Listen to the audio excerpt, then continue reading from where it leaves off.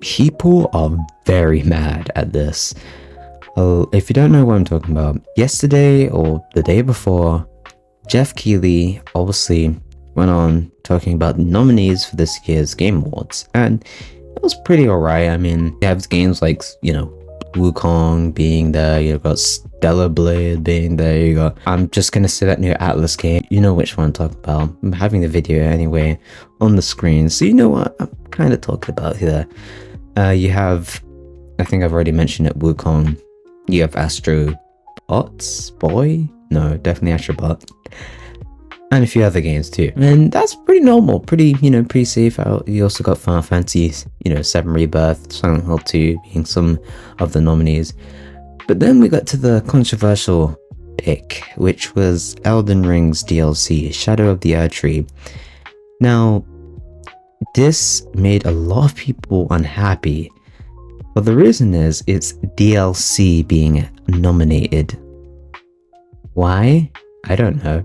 And I don't actually have that much of a issue like other people. I know people are raging, and I do kind of hear them, because honestly, it does feel very, very, very biased at this point. Like, I'm biased at 1,000 for this, because you gotta think, last year, Nintendo dropped, well, Microsoft dropped DLC for Xenoblade Chronicles 3, and that is basically a separate game at that point.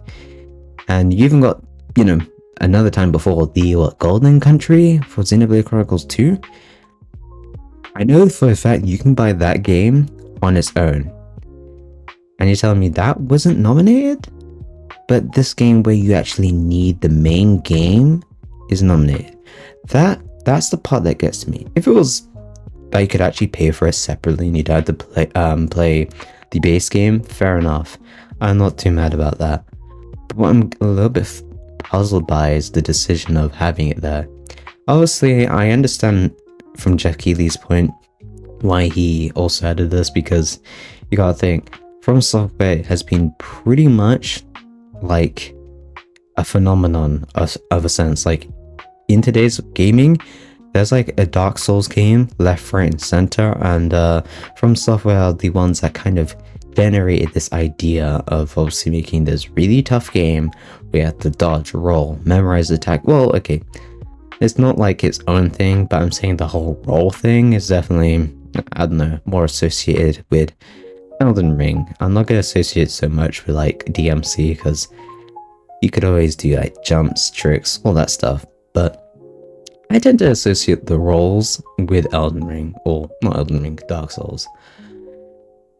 And so, yeah, I could kind of see why he added it. I mean, everyone talks about it, and plus, if you see a trailer drop for Elden Ring nowadays, even if it's like for the DLC or the base game, it always tends to get like high amount of views, and it's normally trending. Obviously, it's not as probably trending as Bloodborne, Sony when. And yeah, so you definitely have some issues going on with the Game Awards, and I've definitely seen some biased picks. I'm a little disappointed that Crow Country, I haven't played Crow Country yet, but it's a little bit of a shame that it wasn't added to the Game Awards like at all with nominees. But maybe it's more of a niche game, so I guess. But I've seen some niche games that are randomly there, so I don't get the system of what Jeff Keighley is trying to do. But it's not just him that's kind of making it, it's people there, I guess. I don't know, his other people there. I don't know, but essentially he's not making all the decisions, and it's other people that's kind of putting these nominees at the front. So yeah, this will probably be interesting. I'm not sure if I'm actually going to watch this year's Game Awards. I probably will, because, it's the Game Awards, I tend to enjoy it. I know a lot of people bash it.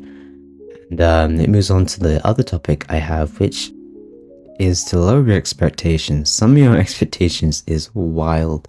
Like, I've seen some pretty wild stuff from Twitter, from now I guess maybe I'm going to see with Blue Sky.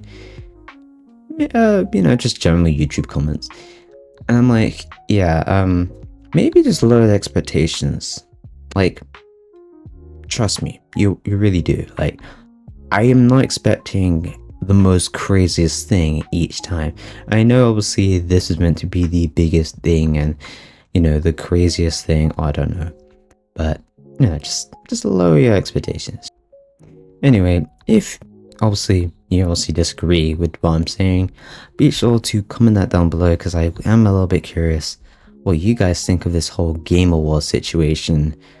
If it's bad, if it's good, if it's alright, if it's in the middle ground, just let me know. And if you're enjoying this video so far, be sure to click the like button and subscribe and ring the notification bell so you don't miss a new video when it drops. Moving on to the second story, or the second topic of the video, which is Sony's new acquisition. And you're probably thinking, oh, what are they doing now?